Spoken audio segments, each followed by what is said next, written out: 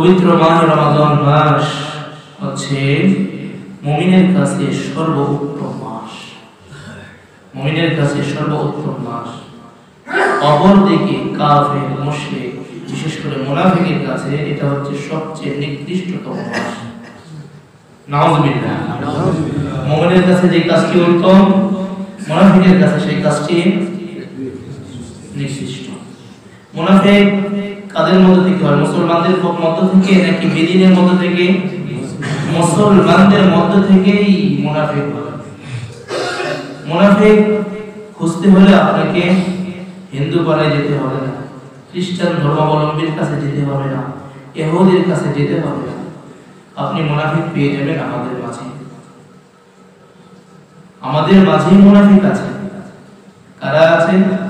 রাসূলের ভাষ্যমত, যারা ওয়াদা করলে ওয়াদা ঠিক রাখে না, কথায় কথায় মিথ্যা বলে, আমানত রাখলে আমানতের খেয়ানত করে, আর দুই কথা হওয়ার সাথে সাথে এই মুখ দিয়ে গালিগুলো উচ্চারণ করে, এরাই মুনাফিক। তাহলে এখন আমাকে চিন্তা করতে হবে, আমার মধ্যে যদি এই কুস্বভাব, এই বদ অভ্যাস আমার মাঝে যদি থেকে থাকে, অবশ্যই বর্জন করব। কথা বললে সত্য বলবো, মিথ্যা বলবো না। আমানত রাখলে আমানত ঠিকমতো আদায় করব, খেয়ানত। আর ওয়াদা করলে ওয়াদা পূর্ণ করব, ওয়াদার খিলাফ করব না।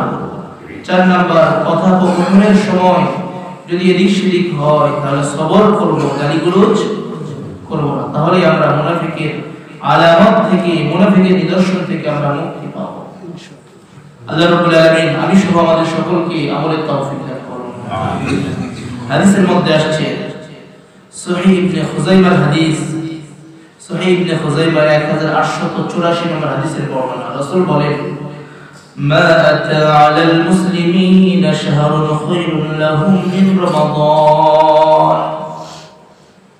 রাসূল বলেন, মুসলমানদের উপর পবিত্র মাস রমাদান ব্যতীত অন্য কোন উত্তম মাস তার মাঝে আসে না। মুমিনের মাঝে যে মাসগুলো আসে তার মধ্যে থেকে রমাদান মাস হচ্ছে সর্বোত্তম। ওয়ালা তা'আলাল মুনাফিকিনা শাহরুন শাররুল লাহুম মিন রমাদান। রাসূল বলেন, মুনাফিকের কাছে যত মাস রয়েছে সমস্ত মাসের তুলনায় রমাদান মাস হচ্ছে কষ্টকর মাস, ক্ষতির মাস। নাউযুবিল্লাহ। মুমিনের বিপরীত, অথচ মুসলমান মুমিনের বিপরীত। মুমিনের কাছে এই মাসটা সর্বোত্তম, মুনাফিকের কাছে এই মাসটা সর্বনিকৃষ্টতম একটি মাস। এটা কেন? وذلك لما يعد المؤمنون فيه من القوة للعبادة। কারণ হচ্ছে মুমিনের কাছে এই মাসটা উত্তম হওয়ার কারণ হচ্ছে রমাদান মাসের মধ্যে মুমিন সামনে বছরে কেমনে আমল করবে, ওই আমলের শক্তি সঞ্চার করে রমাদান মাসে। পুরো বছর কিভাবে চলবে, পুরো বছরের ইবাদতের স্পৃহা, ইবাদতের একটি স্পিরিট অর্জন করে এই রমাদান মাসে। বিধায় এই রমাদান মাস বাকি মাসের তুলনায় মুমিনের কাছে শ্রেষ্ঠতম একটি মাস। আর মুনাফিকের কি অবস্থা? وما يعد فيه المنافقون من غفلات الناس وعوراتهم। যারা মুনাফিক রয়েছে এদের কাছে মানুষের অসতর্কতার সময় এবং তাদের দোষ ত্রুটি অন্বেষণের জন্য সব সময় লেগে থাকে। এই জন্যই মুমিনের বিপরীত মুনাফিকের অবস্থান। সমস্ত মাসের তুলনায় তাদের কাছে রমাদান মাস নিকৃষ্টতম মাস। এরা খুঁজে বেড়ায়, রোজা তো রাখছে, দেখি কি অবস্থা, ঠিক মতো নামাজ পড়ে কিনা, ঠিক মতো সঠিক কথা বলে কিনা, তারপরে গীবত শিকায়ত করে কিনা, তারপরে আর কি করে, এর দোষ কি আছে। রমাদানের রোজা তো ঠিকই রাখতেছে, কোন কোন গুনার কাজে জড়িত আছে, উনি বেতন ছাড়াই চাকরিতে নিয়োজিত থাকে। নাউযুবিল্লাহ। কি ছাড়া? বেতন ছাড়াই চাকরি। এরা হচ্ছে চগলখোর যারা আছে, এদেরকে বেতন দিতে হয় না। আপনি ভালো মানুষ, ভালো পথে চলেন, ভালো কাজ করেন, এরা সবসময় আপনার গতিবিধি সবসময় লক্ষ্য করে। আপনি কোথায় যান, কি করেন না করেন, আপনাকে নিয়ে গবেষণা। যতটা নিজেকে নিয়ে গবেষণা না করে, এর চেয়ে আপনাকে নিয়ে গবেষণা করে। বলেন তো, একে বেতন দেওয়া দরকার ছিল না? কারণ সে নিজের কাজ ফাঁকি দিয়ে, নিজের কাজের দিকে লক্ষ্য না রেখে আপনাকে নিয়ে সবসময় গবেষণা করছে, কি কি দোষ ওর মধ্যে আছে। হুজুরদের মধ্যে কি কি সমস্যা আছে, বাস একটার পর একটা আলোচনা, চাষটলে বসে। রমাদান মাসে তো চাষটলা বন্ধ, দোকানে বসে। বাস আপনাকে এই চাকরি কে দিয়েছে? আল্লাহ তো আপনাকে এই চাকরি দেয়, বরং হুজুরের লাভ হচ্ছে। কোন দিক দিয়ে লাভ হচ্ছে জানেন? আপনার যে নেকগুলো আছে হুজুরের আমলনামায় চলে আসছে, অথবা সভাপতির আমলনামায়, সেক্রেটারির আমলনামায় চলে আসতেছে। আর সেক্রেটারি বা সুইমাম সাহেব বা সভাপতি বা অন্যান্য নেককার মুসল্লিদের যত গুনাহ ছিল ওগুলো আপনার আমলনামায় চলে যাচ্ছে। লাভ তো হচ্ছে একদিক দিয়ে, গুনার পাল্লা ভারী হচ্ছে। এই জন্য সাবধান হয়ে যায় আমরা। রাসূল তারপরে বলেন, হুয়া গনামুল মুমিন, রমাদান মাস হচ্ছে মুমিনের জন্য গনিমতের মাস। ওয়ায়াগতানিমুল ফাজির, আর যারা পাপাচারী তাদের জন্য এটা হচ্ছে কষ্টকর মাস, ক্ষতির মাস। মুমিনের জন্য গনিমত মাস, কারণ হচ্ছে মুমিন এই রমাদান মাসে সুযোগ পেয়ে বেশি বেশি কোরআন তিলাওয়াত করবে, বেশি বেশি ইবাদত করবে। কিন্তু ফাজির এই সকল ব্যক্তিরা বেশি বেশি মানুষের গীবত করবে, বেশি বেশি মানুষের দুশ্চর্চা করবে। এই জন্য এই মাসটা তার ক্ষতির কারণ হয়ে দাঁড়ায়। তাহলে আপনারা বলেন, এই মাস কি আমরা উত্তম মাস হিসেবে গ্রহণ করব নাকি ক্ষতির মাস হিসেবে গ্রহণ করব? ক্ষতি হিসেবে গ্রহণ করার সুযোগ আছে আমাদের জন্য, যদি আমরা মুনাফিক হয়ে যাই। আল্লাহ না করুন আমরা কেউ মুনাফিকি করব না। মুনাফিকের কোনো স্বভাব আমার মধ্যে রাখবো না। হাজিরিন, সামনে রমাদান আসছে, তওবা করি। মানুষের দুষ্প্রটি খুঁজে কি লাভ? মানুষের গীবত শিকায়ত করে কি লাভ? নিজের চরকায় নিজে তেল দিয়ে। আমি নিজে ভালো হই, আমি ভালো হলে পুরো সমাজ ভালো হয়ে যাবে। আমি নিজে ভালো হই, আমার পরিবারকে ভালো করি, তাহলে পুরো সমাজ একটা আদর্শ সমাজ হবে। আল্লাহ তাআলা আমাদের সকলকে তৌফিক দান করুন। রমাদানের মাস, রমাদান মাস এই মাসে মুমিনের জন্য একটি কল্যাণমূলক একটি মাস। এর কারণ হচ্ছে এই মাসের মধ্যে আল্লাহ রাব্বুল আলামিন কোরআনে পাক নাযিল করেছেন। সুবহানাল্লাহ। আল্লাহ তাআলা বলেন, শাহরু রমাদান আল্লাযী উনজিলা ফীহিল কুরআন হুদাল লিন-নাস ওয়া বায়্যিনাতিন মিনাল হুদা ওয়াল ফুরকান। শাহরু রমাদান আল্লাযী উনজিলা ফীহিল কুরআন। রমাদানকে যদি, রমাদানের শ্রেষ্ঠত্বের যদি কারণ আমরা লক্ষ্য করি, তাহলে বুঝতে হবে এই মাসের মধ্যে কোরআন অবতীর্ণ হয়েছে, এই জন্য শ্রেষ্ঠ। সুবহানাল্লাহ। শাহরু রমাদান আল্লাযী উনজিলা ফীহিল কুরআন। রমাদান মাস এমন একটি মাস যেই মাসের মধ্যে আল্লাহ রাব্বুল আলামিন কোরআন অবতীর্ণ করেছেন। কোরআন কি? কোরআনটা কি? ওয়াবায়িনাতিন মিনাল হুদা ওয়াল ফুরকান। মানুষদেরকে সঠিক পথে পথ প্রদর্শন করে এবং মানুষদেরকে সত্য মিথ্যার পথের মধ্যে পার্থক্য করে দেয়। এটা সঠিক পথ, এটা বেঠিক পথ, এটা হচ্ছে কোরআন। যেহেতু এই মাসে কোরআন অবতীর্ণ হয়েছে, সুতরাং এই মাসের মর্যাদা অনেক জ্যেষ্ঠ, অনেক বেশি। এই মাস হচ্ছে দানশীলতার মাস। 3 নম্বর বৈশিষ্ট্য এই মাসের, এই মাস হচ্ছে দানশীলতার মাস। এই মাসে রাসূলুল্লাহ সাল্লাল্লাহু আলাইহি ওয়াসাল্লাম খুব বেশি দান করতেন, কারণ দান করলে সওয়াব অন্য মাসের তুলনায় বেশি। কেমন দান করতেন? সহিহ বুখারীর riwayat, সহিহ মুসলিমেও আসছে। সহিহ মুসলিমের 2308 নম্বর হাদিসের বর্ণনা। عن ابن عباس رضي الله تعالى عنه قال كان رسول الله صلى الله عليه وسلم أجود الناس وكان أجود ما يكون في رمضان حين يلقاه جبريل। রাসূলুল্লাহ সাল্লাল্লাহু আলাইহি ওয়াসাল্লাম সমগ্র মানুষের তুলনায় সবচেয়ে বেশি দানশীল ছিলেন। সমস্ত মানুষের তুলনায় সবচেয়ে বড় দানশীল ব্যক্তির নাম কি? মুহাম্মদুর রাসূলুল্লাহ সাল্লাল্লাহু আলাইহি ওয়াসাল্লাম। আল ইয়াদুল উলিয়া খায়রুম মিন ইয়াদিস সুফলা। উপরের হাতটা উত্তম নিচের হাতের তুলনায়। উপরের হাত দিয়ে নিচের হাত গ্রহণ করে, উপরের হাতটা উত্তম নিচের তুলনায়, তার মানে দেওয়াটা উত্তম গ্রহণ করার তুলনায়। রাসূলুল্লাহ সাল্লাল্লাহু আলাইহি ওয়াসাল্লাম সমস্ত মানুষের চেয়ে বেশি দান করতেন। আর রাসূলুল্লাহ সাল্লাল্লাহু আলাইহি ওয়াসাল্লামের দানের পরিমাণ আরো বেড়ে যেত যখন জিবরাইল আলাইহিস সালাম এসে রমাদান মাসে সাক্ষাৎ করতেন। কেমন বেড়ে যেত? ওয়া কানা ইয়ালকাহু ফি কুল্লি লাইলাতিন মিন রমাদান। আর রমাদান মাসে প্রত্যেক রাত্রিতে জিবরাইল আলাইহিস সালাম রাসূলের কাছে আসতেন। কেন আসতেন? ফাইদারিসুল কুরআন, পরস্পরকে কোরআন শোনাতেন। সুবহানাল্লাহ। পরস্পরকে কোরআন শোনাতেন। মানে রাসূল জিবরাইলকে শোনাইতেন, জিবরাইল রাসূলুল্লাহ সাল্লাল্লাহু আলাইহি ওয়াসাল্লামকে কোরআন শোনাইতেন। আমরা শুনাই কি হাফেজ সাহেবরা? আমরা শুনাই। আমরা যে তারাবিতে যেটা তেলাওয়াত করব, এই তেলাওয়াতটা আগে আমরা ঠিক করি, আগে পড়ি হচ্ছে কিনা, তারপরে হাফেজ সাহেব যদি থাকেন তাকে শোনাই, দেখি আপনি ধরেন আমারটা হচ্ছে কিনা। ওই হাফেজ সাহেব আবার অপর হাফেজ সাহেবকে শোনাই হচ্ছে কিনা। এটা এখান থেকে নয়, স্বয়ং রাসূলুল্লাহ সকলে বলে সাল্লাল্লাহু আলাইহি ওয়াসাল্লাম নিজে জিবরাইল আলাইহিস সালামকে শুনিয়েছেন এবং জিবরাইল আলাইহিস সালাম রাসূলকে শুনিয়েছেন। তাহলে শোনাশুনি এখান থেকে নাকি আরো আগে থেকে? যখন থেকে অবতীর্ণ হয়েছে তখন থেকেই এই একে অপরকে শোনাশুনি শুরু হয়েছে। কিন্তু আমরা কি করি? আমরা কি কখনো পুরো রমাদান মাসে হুজুরকে একটু শুনে দেখি, হুজুর একটু শুনেন দেখি আমার তেলাওয়াত ঠিক আছে কিনা, আরো শুদ্ধ করতে হবে কিনা, না করে থাকি এবারে করব।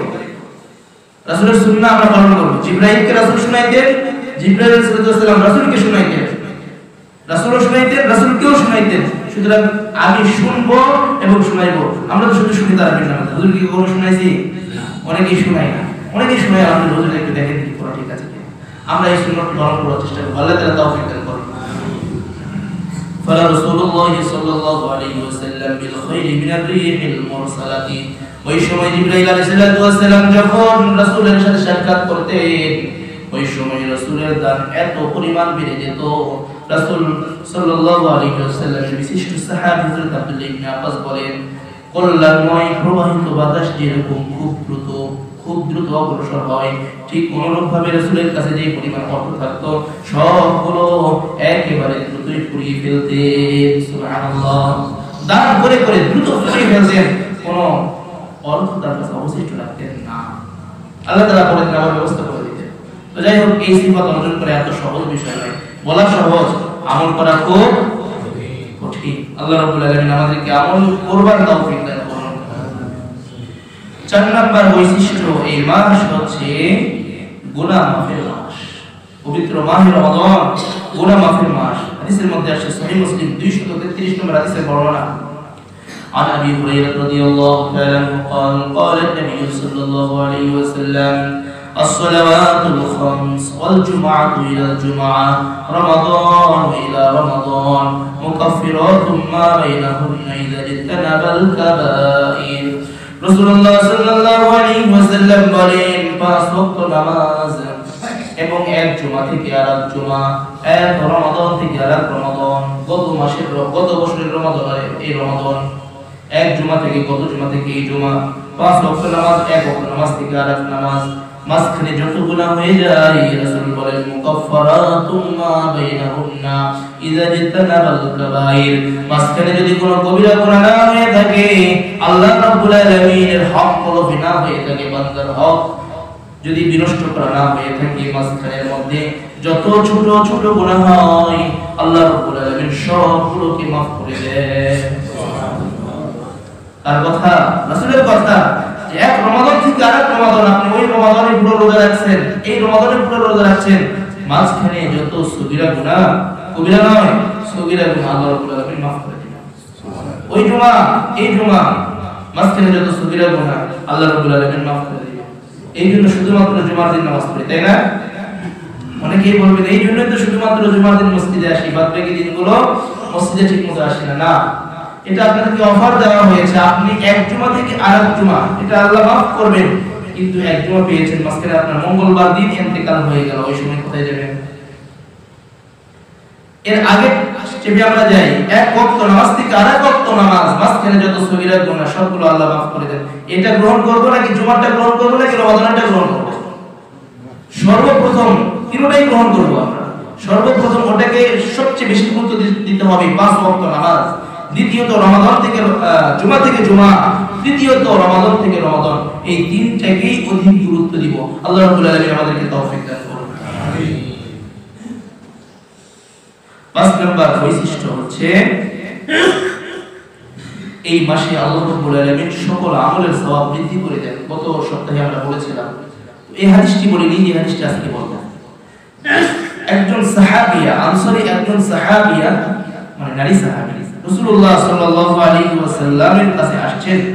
রাসূলুল্লাহ সাল্লাল্লাহু আলাইহি ওয়াসাল্লাম ওই সাহাবিয়াকে বললেন, এখন এখানে আবার আরেকটি কথা, রাসূলের সামনে আসছেন মানে রাসূলের সামনে কি পর্দা করে আসে নাই? পর্দা করে আসছে, পর্দা করে আসছে। ওইটা এখানে উল্লেখ যদিও না থাকে কিন্তু এখানে ধরে নিতে হবে। হুজুরের সামনে অনেক সময় বিভিন্ন সমস্যার জন্য আসে, এটা কি আসা অপরাধ নয়, কিন্তু পর্দা করে আসতে হবে। অনেক সময় তালাকের মাসআলা চলে আসে, স্বামী তালাক দিয়েছে, স্ত্রী এখন তালাকের মাসআলা তো জানতে হবে। স্বামীকে বলতেছে, স্বামী সাহস করছে না, আমি তো তালাক দিয়েছি, হুজুরের সামনে যাই কিভাবে, লজ্জায় মুখ দেখাতে পারছে না। অনেক সময় বিবিরা আসে, তবে অবশ্যই যেন পর্দা করে একজন বিজ্ঞ মুফতির কাছে যায়। এছাড়া স্বাভাবিক পোশাক পরে কখনোই যেন কোনো আলেমের সামনে না যায়। এটা জিজ্ঞেস করা এটা দোষের কিছু নয়। একজন হুজুরের কাছে এসে পর্দা ঠিক মতো রেখে হুজুরের সাথে কথা বলছে, এটা দোষের কিছু নয়। মাসআলা জিজ্ঞাসা করা দোষের কিছু নয়।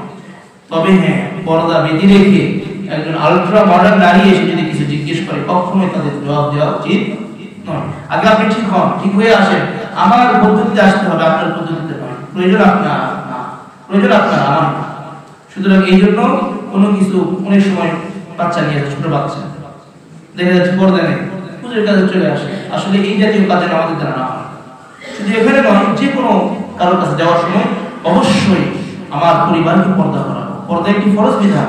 নামাজ যেরকম ফরজ, রোজা যেরকম ফরজ, আমাদের বিবিদের, মেয়েদের, বোনদের পর্দার বিধানটাও ফরজ। যাই হোক, যেহেতু এই কথাটি আসলো এই জন্য এই বিষয়টি বলে দিলাম। এই সাহাবীরা আসছেন, আসার পরে বললেন, ইয়া রাসূল, তখন তাকে জিজ্ঞেস করলেন পুরো হাদিস। রাসূল জিজ্ঞেস করলেন, কি ব্যাপার, তুমি এইবারে হজ করতে গেলে না কেন? তখন ওই সাহাবীরা বললেন, ইয়া রাসূলুল্লাহ, আমাদের উট মাত্র দুইটি। একটা হচ্ছে আমার স্বামী আপনার সাথে হজে গিয়েছিল, আর একটা উট ছিল, ওই উটটা আমাদের বাসায় পানি ধোয়ানোর জন্য কাজে লাগতো। বিধায় ওই উটটাও নিয়ে যদি আমি হজে যাইতাম তাহলে বাসায় মানুষরা অনাহারে থাকতো, বিধায় আমি যেতে পারি না। তখন রাসূলুল্লাহ সাল্লাল্লাহু আলাইহি ওয়াসাল্লাম তাকে পরামর্শ দিলেন। রাসূল বললেন, ইদা জাআ রমাদান, ও আমার সাহাবীরা শোনো, যখন রমাদান মাস চলে আসবে, ফাআতামিরি, তোমরা উমরা করবে, তুমি উমরা করে নেবে। কি করবে? উমরা। কেন? ফাইন্না উমরাতা ফীহি তা'দিলু হাজ্জাতান, কারণ রমাদান মাসে উমরা করা হজের সমতুল্য সওয়াব পাওয়া যায়। রমাদান মাসে উমরা করলে হজের সমপরিমাণ সওয়াব পাওয়া যায়। আল্লাহ রাব্বুল আলামিন রমাদান মাসে উমরা করবার তৌফিক দান করুন। এখানে অনেক সুশীলরা বলে, এই কথা না বললে সুশীল, এরা বলে, বুদ্ধিজীবীরা বলে, বুদ্ধিজীবী নয় বুদ্ধি পাপীরা বলে যে নিজের মানুষ ভাত পায় না, অনাহারে আছে, চলে গেছে উমরা করতে, হজ করতে, এই হজের কোনো প্রয়োজন নেই। নাউযুবিল্লাহি মিন যালিক। হজ করতে চলে যাচ্ছে প্রত্যেক বছর হাজার হাজার মানুষ, গরিব দুঃখীর কোনো খোঁজ খবর রাখছে না, এটা ঠিক নয়। সুশীলরা বলে ওর কথা ঠিক নয়। কারণ কি? হ্যাঁ, গরিব দুঃখীর খোঁজ রাখা এটা একটা ইবাদত, এটাও আপনার জিম্মাদারি। হজ করা, উমরা করা, এটা আরেকটা জিম্মাদারি। সুতরাং কোনোটাকে খাটো করা যাবে না। সুতরাং এদের মূল উদ্দেশ্য হচ্ছে মানুষ যেন হজ থেকে দূরে থাকে, উমরা থেকে দূরে থাকে। মূলত মানব সেবার জন্য তাদের অত মাথা ব্যথা নেই। কারণ যদি তাই হইতো তাহলে এই সমস্ত বুদ্ধিজীবীর বাসায় যে সকল চাকর চাকরানি থাকে, কাজের বুয়া থাকে, তারা কখনোই নির্যাতিত হতো না। ঠিক না বেঠিক? এরা সুশীল, বিভিন্ন সময় সবক দিবে কিন্তু নিজেরা সবকের উপর আমল করবে না। সুতরাং ওদের কথা আমরা শুনবো না। তাদের আল্লাহ তাআলা তৌফিক দিয়েছেন, আমরা পরামর্শের খোঁজ রাখবো, সুযোগ পেলে আমরা উমরাতেও যাব। আল্লাহ রাব্বুল আলামিন তৌফিক দান করুন। সর্বশেষ 6 নম্বর বৈশিষ্ট্য হচ্ছে এই মাসের মধ্যে আল্লাহ রাব্বুল আলামিন লাইলাতুল কদর দিয়েছেন। যে লাইলাতুল কদর হচ্ছে সহস্র মাস থেকে উত্তম। সুবহানাল্লাহ। লাইলাতুল কদরি খায়রুম মিন আলফি শাহর, কারণ আল্লাহ রাব্বুল আলামিন এই মাসের মধ্যে একটি রজনী দিয়েছে, লাইলাতুল কদর সহস্র মাস থেকে উত্তম। রাসূলুল্লাহ সাল্লাল্লাহু আলাইহি ওয়াসাল্লাম বলেন, মান ক্বামা লাইলাতুল কদর, লাইলাতুল কদরি ঈমানান ওয়া ইহতিসাবান গুফিরা লাহু মা তাকাদ্দামা মিন যামবি। যে ব্যক্তি লাইলাতুল কদরের রজনীতে দাঁড়িয়ে দাঁড়িয়ে ইবাদত করবে, আল্লাহ রাব্বুল আলামিন তার জীবনের সমস্ত গুনাহগুলোকে মাফ করে দিবে। সুবহানাল্লাহ। এইজন্য এই লাইলাতুল কদর এই মাসের মধ্যে রয়েছে। এই জন্য এই মাস অনেক সম্মানিত এবং মর্যাদাশীল। এই জন্য এই মাসকে আমরা মূল্যায়ন করব। আল্লাহ তাআলা আমাদের সকলকে তৌফিক দান করুন। এখন আমরা আলোচনা করব রমাদান কি এই বিষয়টা নিয়ে, রোজার পরিচয়। গত সপ্তাহে আমরা সংক্ষিপ্ত জেনেছিলাম রোজা এটা হচ্ছে ফার্সি শব্দ, এর আরবি শব্দ আছে সাওম। সাওমের প্রতিশব্দ হচ্ছে রোজা। রোজা কাকে বলা হয়? রোজা শব্দের আবিধানিক অর্থ হচ্ছে বিরত থাকা, জ্বালিয়ে দেওয়া। রমাদানের শব্দের অর্থ দুইটি আসে, একটা হচ্ছে জ্বালিয়ে দেওয়া আর একটা হচ্ছে বিরত থাকা। জ্বালিয়ে দেওয়া এই জন্যই বলা হয় যেহেতু রমাদান মাসে রোজা রাখলে আল্লাহ তাআলা পিছনের সব গুনাহ জ্বালিয়ে দেয়, বিনষ্ট করে দেয়। এই জন্য রমাদান মাসকে রমাদান মাস বলা হয়। সুবহানাল্লাহ। বিরত থাকতে কেন বলা হয়? যেহেতু মানুষ এই মাসে পানাহার থেকে বিরত থাকে, বিবির কাছে যাওয়া থেকে দিনের বেলায় বিরত থাকে, এই জন্য এই মাসকে রমাদান মাস বলা হয়, বিরত থাকার মাস বলা হয়। রমাদান সুবহে সাদেক থেকে নিয়ে সূর্যাস্ত পর্যন্ত পানাহার, বিবির কাছে যাওয়া থেকে বিরত থাকাকে রোজা বলা হয়। সুবহে সাদেক থেকে নিয়ে সূর্যাস্ত পর্যন্ত ওই পুরোটা সময়ের মধ্যে না খেয়ে থাকা, এটাকে শরীয়তের পরিভাষায় রমাদান বলা হয়। এই রমাদানের রোজা রাখা হচ্ছে ফরজ। রমাদানের রোজা রাখা কি ফরজ? কোথায় থেকে পাইলাম? কোরআনুল কারীম সূরাতুল বাকারা 183 নম্বর আয়াত। কত নম্বর আয়াত বলেন তো? 183। সকলের আমাদের যেন মুখস্থ থাকে। 183 নম্বর আয়াতের মাধ্যমে রমাদানের রোজাকে আল্লাহ তাআলা ফরজ করেছেন। আল্লাহ তাআলা বলেন, ইয়া আইয়ুহাল্লাযীনা আমানু, হে ঈমানদারগণ, কুতিবা আলাইকুমুস সিয়াম, তোমাদের উপর রোজাকে ফরজ করে দেওয়া হয়েছে। কামা কুতিবা আলাল্লাযীনা মিন ক্বাবলিকুম, যেরকম ভাবে তোমাদের পূর্ববর্তী উম্মতের উপর ফরজ করা হয়েছিল।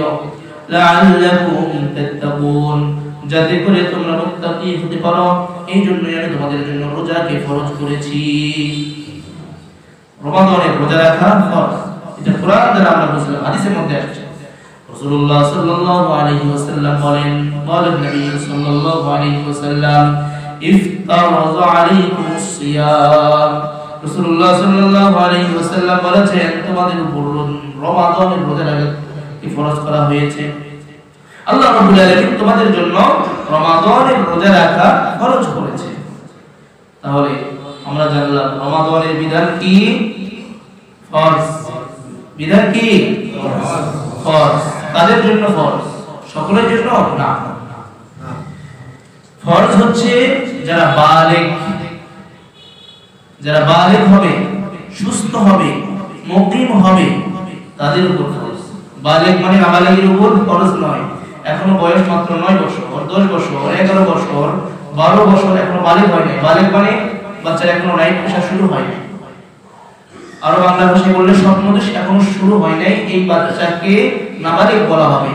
বালেগের বিষয় হচ্ছে যখন থেকে কোনো একজন বাচ্চার স্বপ্নদোষ হয়, রাইট পেশা হয়, এই পর থেকে বাচ্চাটা বালেগ হয়ে যায়। এর আগে যত ইবাদত করেছে এগুলো তার আমলনামায় লেখা হয় না, বোনাস হিসেবে থাকে, বাবা মার আমলনামায় লেখা হয়। কিন্তু বালেগ হওয়ার পর থেকে নিয়ে যত ইবাদত করে সবগুলো তার আমলনামায় হয়, যে করে তার আমলনামায় লিখে দেওয়া হয়। রমাদানের রোজা বালেগ হওয়ার আগে রাখলে বাবা মার আমলনামায়, আর যদি বালেগ হওয়ার পরে রাখে নিজের আমলনামায়, যদি না রাখে গুনাহটা কার হবে? এই বালেগের হবে, এই বালেগ ব্যক্তি হবে। তারপরে সুস্থ হতে হবে। রমাদানের রোজা ফরজ হওয়ার জন্য সুস্থ, অসুস্থ ব্যক্তির উপর রোজা ফরজ নয়। সুস্থ বলতে মাথা ব্যথা করছে, পেট ব্যথা করছে, পায়ে ব্যথা করছে, এই জাতীয় অসুস্থতা নয়, একেবারে মারাত্মক অসুস্থতা, যে আপনি রোজা রাখলে আপনি হয়তো মারা যেতে পারেন। ডাক্তার বলছে আপনাকে না খেয়ে থাকাই যাবে না, যদি থাকেন তাহলে যে কোনো স্ট্রোক করতে পারে, বড় ধরনের সমস্যা হয়ে যেতে পারে। হ্যাঁ, আপনার জন্য রোজা না রাখার অনুমতি রয়েছে। সুস্থ মুকিম হতে হবে। মুসাফির ব্যক্তির উপর রোজা ফরজ।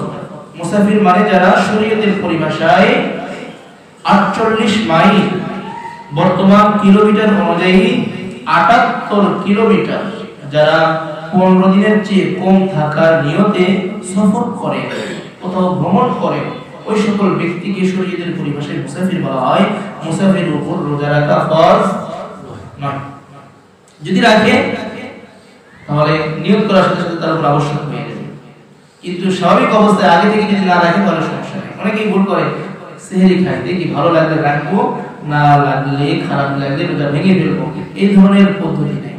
আপনি আগে থেকে রোজা রাখলে রাখতে হবে, না রাখলে রাখবেন না মুসাফির অবস্থায়, কিন্তু রাখার পরে ভাঙা যাবে না।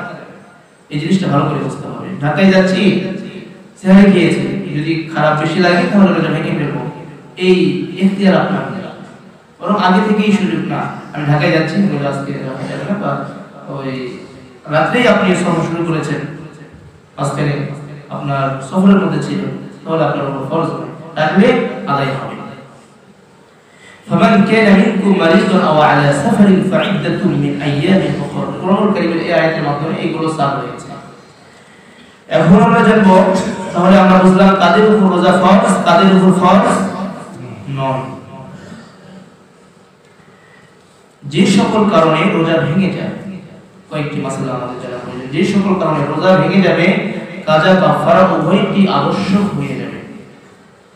আপনি রোজা রেখেছেন, রোজা রাখার পরে যদি ইচ্ছাকৃতভাবে কোনো কিছু খেয়ে ফেলেন অথবা পান করে ফেলেন, তাহলে আপনার রোজা সাথে সাথে ভেঙে যাবে। রমাদানের রোজা শেষ, পরবর্তীতে আপনাকে কাজাও রাখতে হবে, কাফারাও রাখতে হবে। এক। দুই নম্বরে, রোজা রেখেছেন, রোজা রাখার পরে ইচ্ছাকৃতভাবে খাবার খান না, পানিও পান করেন না, কিন্তু সিগারেটের নেশা আপনি ছাড়তে পারেন নাই। দিনের বেলায় উঠে গিয়েছে, এখন পান না করলে, একটু ধোয়া না নিলে আপনি থাকতে পারছেন না। ইচ্ছাকৃতভাবে আপনি বিড়ি খাইলেন, সিগারেট খাইলেন, হুক্কা খাইলেন, গাঁজা, এই জাতীয় যত নেশা জাতীয় বস্তু আছে সবকিছু পান করলেন, খাইলেন, সাথে সাথে আপনার রোজা শেষ, কাজাও করতে হবে, কাফারাও দিতে হবে। প্রিয় হাজিরিন, একটু মনোযোগ, মাসালাগুলো শোনার জন্য মনোযোগ লাগবে। যদি আপনার এইভাবে রোজা একটা কাজা হয়ে যায়, আপনি ভেঙে ফেলেন, তাহলে আপনার উপর দুইটি বিধান, একটা হচ্ছে কাজা করতে হবে, আর একটা কাফারা আদায় করতে হবে। কাজা হচ্ছে এক রোজার পরিবর্তে আরেকটি রোজা রাখতে হবে। উদাহরণস্বরূপ, আপনার প্রথম দিনের রোজাটা ভেঙে গেছে, পরবর্তীতে রমাদানের পরে একটা রোজা রাখলেই হবে, এটা হচ্ছে কাজা। আর কাফারা হচ্ছে একটা রোজার পরিবর্তে লাগাতার 60টি রোজা রাখতে হবে। কয়টি বলেন তো? 60টি, 6 দিয়ে 0 7। এই 60টি রোজা রাখতে হবে লাগাতার ভাবে। আপনি 55টা রাখছেন, পরবর্তীতে আপনি অসুস্থ হয়ে গেছেন, তারপরে রাখতে পারলেন না, শেষ। এই 55টা শেষ, পরে সুস্থ হওয়ার পরে আবার শুরু থেকে 60টা রোজা করতে হবে। বিষয়টা বুঝছেন? তাহলে এই বিষয়টা ধারাবাহিক রোজা রাখা কি অনেক সহজ না অনেক কঠিন? অনেক কঠিন একটি বিষয়, কারণ রমাদানের রোজা অনেক কঠিন একটি বিষয়। আল্লাহর বিধানকে আপনি লঙ্ঘন করে ফেললেন, ভেঙে ফেললেন, এই জাতীয় কাজ কখনোই করা যাবে না। ইচ্ছাকৃতভাবে খাইলে, পান করলে, অথবা ইচ্ছাকৃতভাবে বিবির কাছে গেলে, অথবা ইচ্ছাকৃতভাবে বিড়ি সিগারেট ইত্যাদি পান করলে সাথে সাথে আপনার রোজা ভেঙে যাবে। কাজা এবং কাফারা উভয়টি আবশ্যক হবে। এখন আমরা জানবো যে সকল কারণে রোজা ভেঙে যায়, শুধুমাত্র কাজা আদায় করতে হয়, কাফারা আদায় করতে হয় না। এই কিছু কারণ রয়েছে। এক নম্বর কারণ হচ্ছে, যদি কেউ জোর করে কাউকে খাবার খাওয়াই দেয়, আপনাকে অপহরণ করা হয়েছে, জোর করে আপনাকে কিছু খাওয়াই দিয়েছে, তাহলে রোজা আপনার ভেঙে যাবে। পরবর্তীতে একটি রোজা কাজা করতে হবে, কাফারা আদায় করতে হবে না। অথবা আপনি খাবার খেয়েছেন, সাহারির সময় গোশত ভিতরে আটকে ছিল দাঁতের মধ্যে, রোজা রাখা অবস্থায় ওই গোশতের অংশটা আপনি দাঁত থেকে বের করে খেয়ে ফেললেন। অনেক সময় এরকম হয়ে যায়, অজান্তেও হয়ে যায়। এখন দেখতে হবে ওই গোশতের পরিমাণ কতটুকু। আমরা যে বুটগুলো খাই, ভিজানোর আগে বুটের আকৃতি যেই পরিমাণ থাকে, এই পরিমাণ যদি গোশতের ওই পরিমাণটা হয়ে যায়, তাহলে রোজা নষ্ট হয়ে যায়। আর যদি এর থেকে কম হয়, অল্প পরিমাণ হয়, তাহলে রোজা নষ্ট হবে না।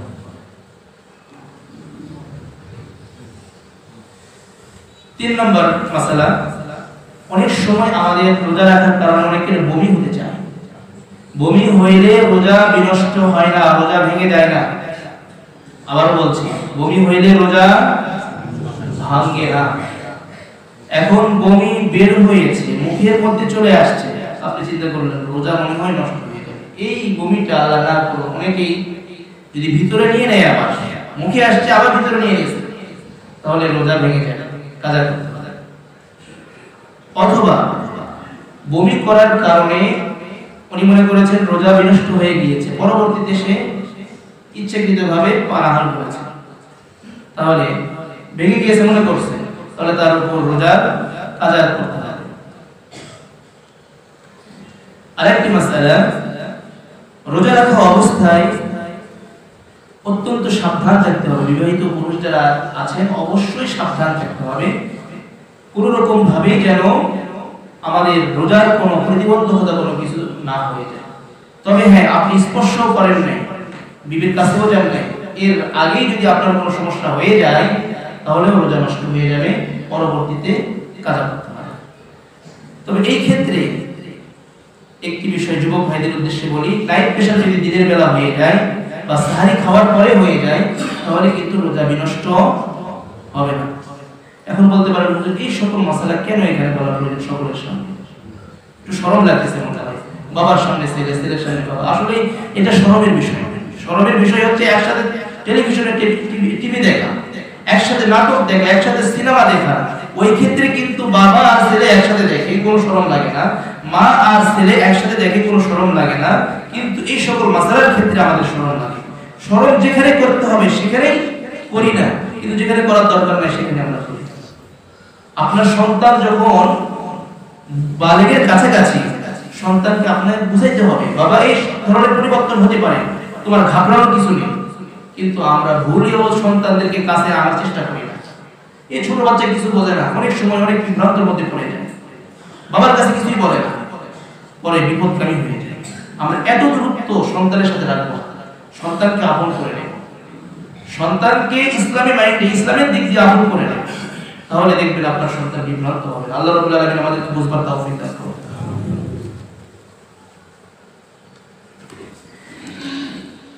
এখন আমরা আলোচনা করব যে সকল কারণে রোজা ভাঙে না, কিন্তু আমরা অনেকেই মনে করি রোজা ভেঙে যায়। এক নম্বর, ভুলে যদি কোনো ব্যক্তি খায়, পান করে, তাহলে রোজা ভাঙবে না। অথবা বিবির কাছেও গমন করে, তারপরেও রোজা ভাঙবে না। ভুলে যদি সিগারেট খেয়ে ফেলে, ভুলে এক টান দিয়েছে, তারপরে মনে হয়েছে আমি তো রোজা আছি, ব্যাস ফেলে দিয়েছে, রোজা বিনষ্ট হবে। তবে এর অর্থ কি আমি বলছি বিড়ি বা সিগারেট খাওয়া জায়েজ, এই কথা কোনো কিছু বললাম নাকি? না, বরং এটা তো মাকরুহ, বরঞ্চ হারামের কাছাকাছি যায়। কারণ এই সিগারেটের ধোঁয়ার কারণে অপর মুসলমান কষ্ট পায়। ইজাউল মুসলিমি হারাম, আর একজন মুসলমানকে কষ্ট দেওয়া এটা নাজায়েজ, হারাম। সুতরাং আমরা যাদের এই বদ অভ্যাস আছে এগুলো দূরে সরিয়ে দিই। কি প্রয়োজন আপনি অযথা প্রত্যেকটা সিগারেটে গায়ে লেখা থাকে ধূমপান মৃত্যু ঘটায়, ধূমপান স্বাস্থ্যের জন্য ক্ষতিকর, কোনটা আপনি দেখাতে পারবেন ধূমপান স্বাস্থ্যের জন্য উপকার লেখা আছে। তারপরে এত সুন্দর নসিহত আপনাকে করছে কোম্পানিগুলো, তারপরেও আপনি বিরোধ করছেন। এই জাতীয় নসিহত কিন্তু কোথাও নেই।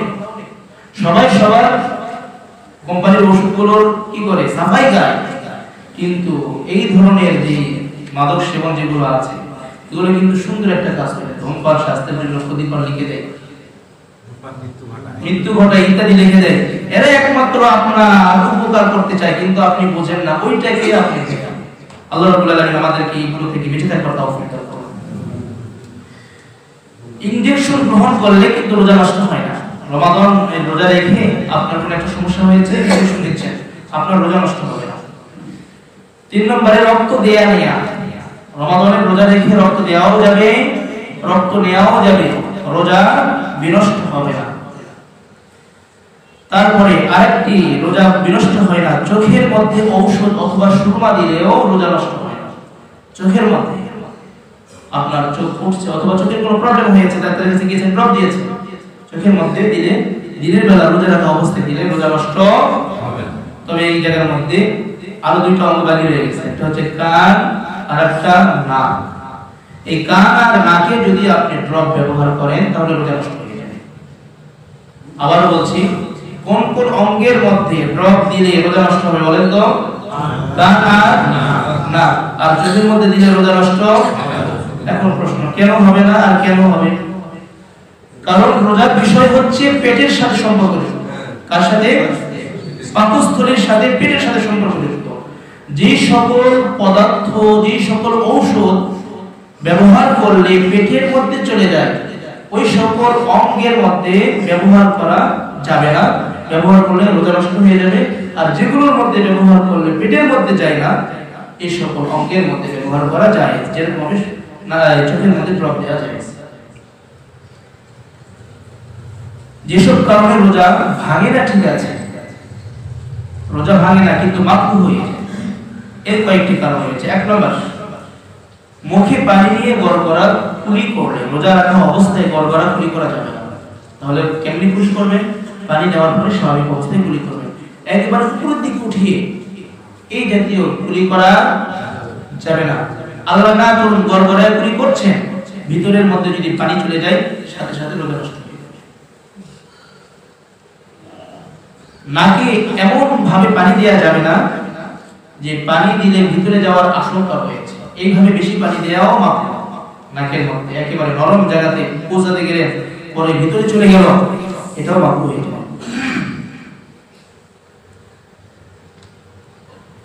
বিনা প্রয়োজনে কোনো কিছু চিবা রোজা রাখা অবস্থায়, এটাও মাকরুহ।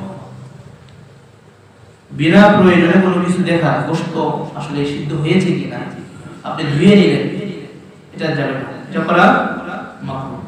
সর্বোচ্চ ওই নারীর জন্য এতটুকু অনুমতি রয়েছে, এটার ক্ষেত্রে আমার ইখতিলাফ আছে। তার স্বামী বদমিজাজ, একটু এদিক সেদিক করে সমস্যা হয়ে যায়, তালাক পর্যন্ত করাবে। আসলে এই ধরনের বদমিজাজি আমরা কেউ হব না। স্ত্রী বলবে আপনি সুন্দর নাকি অসুন্দর, আপনার ব্যবহার কেমন, আপনি কেমন ব্যক্তি। সবার বিবি জানেন না? আমার বিবি বল যদি আমার ব্যাপারে বলে উনি ভালো মানুষ, হ্যাঁ আমি ভালো মানুষ, আর যদি বলে না উনি ভালো মানুষ, আসলে ভালো মানুষ, এটা রাসূলের কথা। খায়রুকুম খায়রুকুম লিআহলি, তোমাদের মধ্যে উত্তম সেই ব্যক্তি যে বিবির কাছে। এজন্য বিবিদের সাথে আমরা সহনশীল হব, উত্তম আচরণ করব। এজন্য এরকম যদি কোনো বদমেজাজি স্বামী থেকে থাকে, ওই নারীর পক্ষে শুধুমাত্র জিবার মধ্যে লাগিয়ে আবার পুনরায় কুলি করতে হবে, এটা তার জন্য অনুমতি আছে। এছাড়া কোনো জিনিসের স্বাদ নিয়ে চিবানো এই জাতীয় কাজ করা যাবে না। তবে রোজা না রাখার আরো কয়েকদিনের ব্যাপারে অনুমতি রয়েছে। আর একটা হচ্ছে শাইখে ফানি। শাইখে ফানি কাকে বলা হয়? অতি বৃদ্ধ, একেবারে বয়স হয়ে গিয়েছে, স্বামী সুস্থ হওয়ার কোনো সম্ভাবনা নেই, ওই ব্যক্তিরও রোজা না রাখার অনুমতি রয়েছে। আর একটি হচ্ছে ওই নারী যার গর্ভের মধ্যে বাচ্চা আছে, যদি রোজা রাখে তাহলে বাচ্চার সমস্যা হবে, ওই নারীর ক্ষেত্রেও রোজা না রাখার অনুমতি রয়েছে। সর্বশেষ ওই নারী, যে নারী বাচ্চাকে দুধ পান করাচ্ছে, যদি রোজা রাখেন তাহলে বাচ্চা দুধ পাবে না, বিধায় বাচ্চার শারীরিক গঠনে সমস্যা হবে, ডাক্তাররাও নিষেধ করছে, মুসলিম ডাক্তার। তাহলে এই নারীর ক্ষেত্রেও রোজা না রাখার অনুমতি আছে। এছাড়া আমরা যারা সুস্থ সাবালক আছি, অবশ্যই আমাদের রমাদানের রোজা পরিপূর্ণ রাখতে হবে। যদি কেউ একটা রোজা ইচ্ছাকৃতভাবে নষ্ট করে, কাজা কাফারাত শুনলে শাস্তি কি? কিয়ামতের মাঠে সহিহ বুখারী দেওয়া, এই যে মাংসপেশি আছে এইটা উপরের দিকে উঠায়া লটকায়া মাথা থেকে নিচের দিকে শাস্তি দেওয়া হবে। এমন বিকট আওয়াজ রাসূল সাল্লাল্লাহু আলাইহি ওয়াসাল্লামকে দেখানো হয়েছে। রাসূল জিজ্ঞেস করছে এরা কারা, যে পা উপরের দিকে মাথা নিচের দিকে আর ছোট ছোট আঘাত করা হচ্ছে। রাসূলকে বলা হলো এরা ওই সকল ব্যক্তি যারা রোজা রেখে আবার দিনের বেলা পানাহার করে। রোজা রাখছে দিনের বেলা পানাহার করে, অথবা রোজা রাখে নাই দিনের বেলা পানাহার করে, রমাদান মাসে এই সকল ব্যক্তিকে কিয়ামতের দিন কিয়ামত পর্যন্ত শাস্তি দেওয়া হবে। পারবেন সহ্য করতে? না। যুবক ভাইরা পারবেন আপনারা সহ্য করতে? না। এই জন্য তাহলে আপনাদের কথা বের হচ্ছে না। আপনারা কি পারবেন সহ্য করতে এই শাস্তি? না। তাহলে আমাদেরকে কি করতে হবে? রোজা রাখতে হবে। তবে আপনাদেরকে বলি, আশেপাশে যে দোকানদার ভাইরা আছেন তাদেরকে আহ্বান করছি, ইসলামী রাষ্ট্র নয় এই জন্য নির্দেশ দেওয়া যাচ্ছে না, তাদেরকে আহ্বান করছি আপনারা দিনের বেলায় দোকানগুলো আল্লাহর রাস্তায় বন্ধ রাখেন। কারণ হচ্ছে আপনি রোজা রাখছেন কিন্তু আরেকজনকে রোজা ভাঙার সহযোগিতা করছেন, ওই ব্যক্তি ভেঙে যে পরিমাণ গুনাহ হচ্ছে, আপনি খাওয়ার ব্যবস্থা করছেন, আপনার সেই পরিমাণ গুনাহ হচ্ছে। এই জন্য মুসলমান ব্যবসায়ী যারা আছে এখন বলতে পারেন হুজুর চলবো কিভাবে? তাহলে পুরো রমাদান মাসে আপনি ইফতারি বানান, ইফতারের আইটেমগুলো বাড়িয়ে দেন, তাহলে আল্লাহ রাব্বুল আলামিনের মধ্যে বরকত থাকবে। আপনি সারা দিন খোলা রাখলেন, যে পরিমাণ লাভ করলেন, আল্লাহ না করুন আপনার হার্টের সমস্যা হয়ে গেল, আপনার সন্তান একটু অসুস্থ হয়ে পড়লো, সারা রমাদান মাসে যে পরিমাণ লাভ করলেন একদিনে সব চলে যাবে। এই জন্য পিয়ারে হাজিরিন যারা ব্যবসায়ী আছেন তাদের প্রতি আহ্বান করছি, আপনারা দিনের বেলায় লাল পর্দা টাঙিয়ে দেওয়ার কোনো প্রয়োজন নেই, কালো পর্দা টাঙিয়ে দেওয়ার কোনো প্রয়োজন নেই, পুরো শাটার নামিয়ে রাখেন, বাস জোহরের পর থেকে করেন। আল্লাহ রাব্বুল আলামিন আপনার ব্যবসার মধ্যে বরকত দান করবেন। আল্লাহ রাব্বুল আলামিন যে কথাগুলো বললাম আমি সমাজের সকলকে আমাদের তৌফিক দান করুন। 5 মিনিট বেশি হয়ে গেল, আমরা যারা সুন্নাত করে নেই কবলা জুমা চালাতে পারি। আসসালামু আলাইকুম।